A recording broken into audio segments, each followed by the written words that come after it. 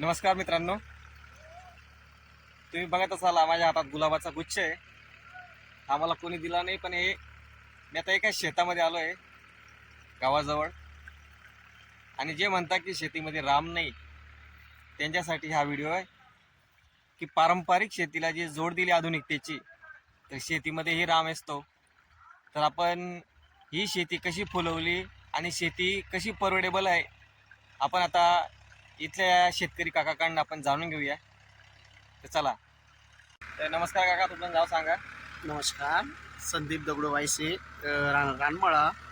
आम्ही रानमळे शिवारातील रहिवासी आहोत आणि आम्ही पारंपरिक शेतीबद्दल सांगायचं झालं तर आपल्या या फुलशेतीच्या माध्यमातून आम्ही आमचा परिवार पूर्णपणे अवलंबून आहोत. तर फुलशेती हा जो व्यवसाय हा आपल्या इतर शेतींपेक्षा जरा व्यवस्थित परवडेबल आहे. जसे आपले म्हैशीच्या दुधाचा व्यवसाय वगैरे करतो आपण, त्या टाईपचा हा व्यवसाय आहे. तर तुम्ही ही शेती कधीपासून करताय काका? ही शेती आम्ही साधारण 2002 पासून फुलशेतीला सुरुवात केली आणि त्यातनं जे काही मिळकत होते बच्ची बाजारातून म्हणा अशी इतर फुलार वगैरे बनवून त्यातनं मग आपला परिवार भागवतो. अच्छा.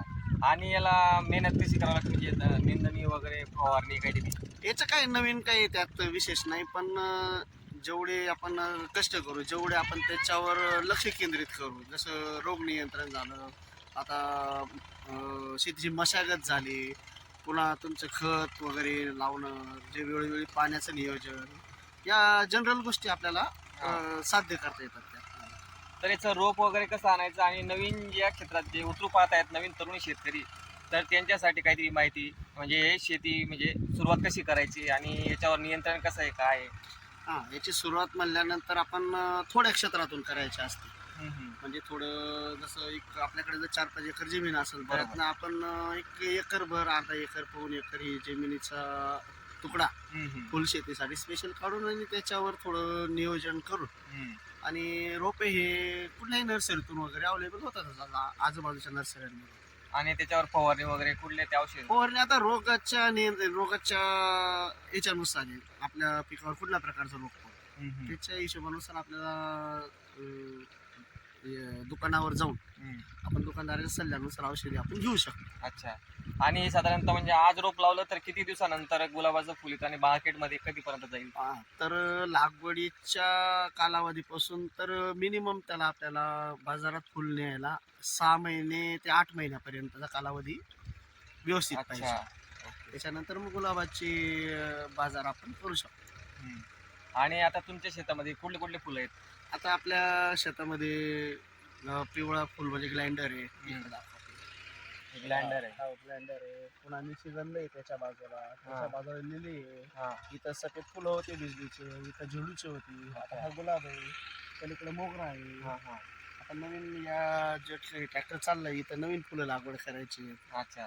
जसं सिजनेनुसार फुलं लागवड करायला लागतं आपल्याला. शेवंतीचे असतात, आस्टर असतो, बाकीचे फुलं इतर असतात. बरोबर. तर बघू शकता मित्रांनो तुम्ही की पारंपरिक शेतीवर जे लोक काही अवलंबून असतात आणि शेतीमध्ये राम नाही असं सांगत असतात, त्यांच्यासाठी ह्या काकांनी खूप छान संदेश दिला आहे की आधुनिकतेची जोड दिली आणि बाजारात काय विकतं हे जर का ठाऊक झालं, तर आपल्याला ही शेतीमध्ये काहीतरी नवीन नाविन्यपूर्ण काहीतरी लागवड करून आपण ती शेती चांगल्या प्रकारे फुलवू शकतो आणि शेतकऱ्यांनाही चांगले दिवस येऊ शकतात जर शेतकऱ्यांनी मनावर घेऊन अशा प्रकारची शेती केली तर सर्वांनी या गोष्टीचा विचार करायला हवा. धन्यवाद.